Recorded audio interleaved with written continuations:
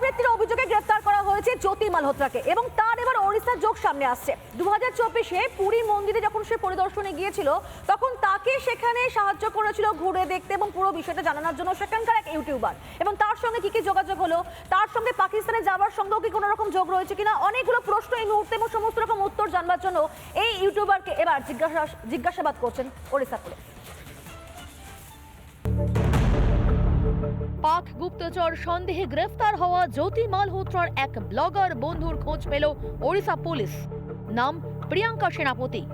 প্রিয়াঙ্কার সূত্র ধরে ওড়িশাতেও আসে জ্যোতি, একাধিক জায়গায় ছবি তোলে।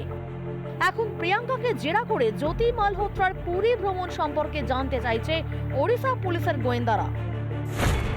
প্রিয়াঙ্কা সেনাপতি একজন ছাত্রী, সঙ্গে সমাজ মাধ্যমের কন্টেন্ট স্রষ্টা। 2024-এ জ্যোতির সঙ্গে যোগাযোগ। জ্যোতি তার বন্ধু জানিয়েছেন প্রিয়াঙ্কা। জ্যোতির চরবৃত্তির কথা জানতেন না তিনি, জানলে জ্যোতিকে সাহায্য করতেন না, তবে তদন্তে সহযোগিতা করবেন প্রিয়াঙ্কা। তবে দেশের জন্য প্রিয়াঙ্কা সেনাপতির পরিবারও পুলিশের সঙ্গে সব রকম সহযোগিতার আশ্বাস দিয়েছে। প্রিয়াঙ্কার বাবা রাজকিশোর জানিয়েছেন, শনিবার স্থানীয় থানা থেকে একটি ফোন কল আসে তার কাছে এবং সেখানে জানতে চাওয়া হয় যে 2024 সালের সেপ্টেম্বর মাসে জ্যোতির পুরীর সফরের কথা এবং সেই সফরে প্রিয়াঙ্কা জ্যোতির সঙ্গে ছিলেন কিনা সে বিষয়ে পুলিশ জানতে চান। এবং প্রিয়াঙ্কার বাবা অবশ্য পুলিশকে স্পষ্ট জানিয়ে দিয়েছেন যে এই বিষয়ে, এই প্রসঙ্গে তাদের কাছে আগে থেকে কোনো রকম কিছু জানা ছিল না। পুলিশ জানতে পারে প্রিয়াঙ্কা 3 থেকে 4 মাস আগে পাকিস্তানের কর্তারপুর গিয়েছিল জ্যোতির সঙ্গে। এখানেই সন্দেহ আরো গাঢ় হচ্ছে, কেন প্রিয়াঙ্কা গিয়েছিলেন পাকিস্তানে। তদন্তে উঠে আসে পাকিস্তানের হয়ে গুপ্তচর বৃত্তি করত জ্যোতি। ভারতের গুরুত্বপূর্ণ তথ্য সন্ত্রাসীদের হাতে তুলে দিত সে। পাকিস্তান সফর থেকে শুরু করে এক পাক যুবকের সঙ্গে বন্ধুত্ব হয়েছিল জ্যোতি মালহোত্রার।